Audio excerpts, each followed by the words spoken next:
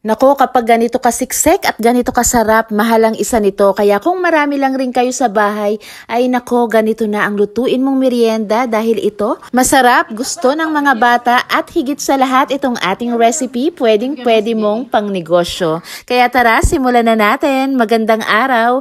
Unahin natin dito sa pagluluto ng ating filling, magigisa tayo ng sibuyas at bawang.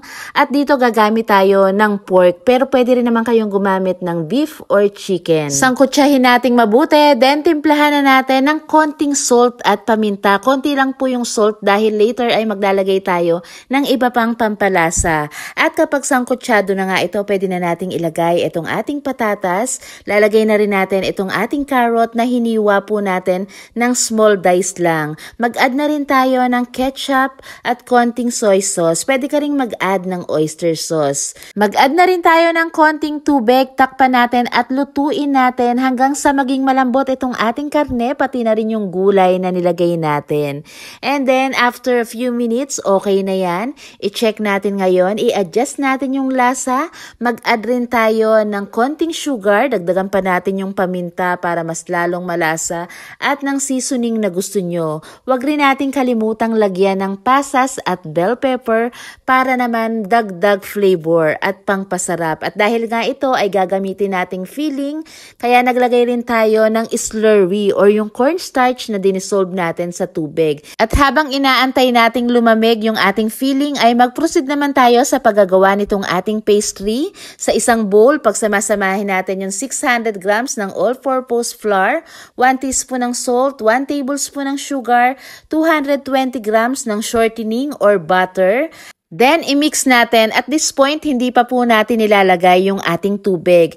I-mix natin mabuti hanggang mag-crumble. Yung parang ang itsura niya ay sand na. Tsaka natin ngayon ilalagay yung ating tubig. Ito po, dadahan-dahanin natin para hindi mabigla, para hindi mapasobra. Yung saktong-sakto lang yung ating gagamitin. So, pag okay na, i-form natin ng isang malaking dough. Then, ire-rest muna natin to ng 25 to 30 minutes. So, ito, hindi na natin kailangang inid. I-rest muna natin. And habang inaantay natin, i-prepare pa natin yung iba nating kakailanganin.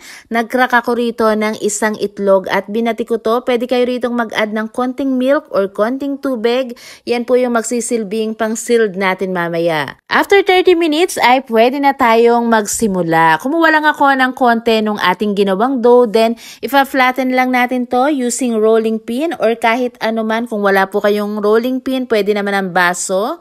And then, ito po ang aking gagamitin. Meron ako ritong empanada molder na nabili ko lang for 50 pesos. Kung gusto mo po nito, pwede mong i-check sa ating TikTok basket. So, dahil ito nga ay homemade, kaya hindi natin titipirin sa filling. Maglagay lang tayo, pero wag naman pong masyadong madami. Then, i-brush natin ng egg wash yung palibot para naman hindi pumutok pag niluto natin mamaya. Nakakatuwa dahil ang bilis lang makagawa ng empanada kapag may ganitong molder ka. Pero kung wala ka naman ito, pwede po kayong gumamit ng platito as hulmahan. Same procedure lang rin yung ating gagawin. Then, isisild natin yon gamit ang fork or ang ating mga kamay.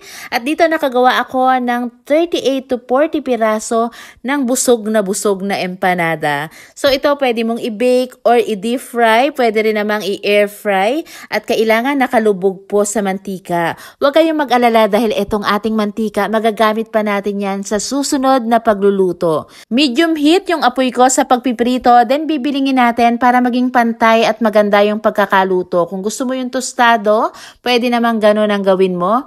At kung nagustuhan mo itong ating empanada recipe, pakilagay naman sa comment section, I love empanada at lugar kung saan ka nanonood ngayon. Paki-like and follow na rin po ang ating page. At maraming salamat sa panonood.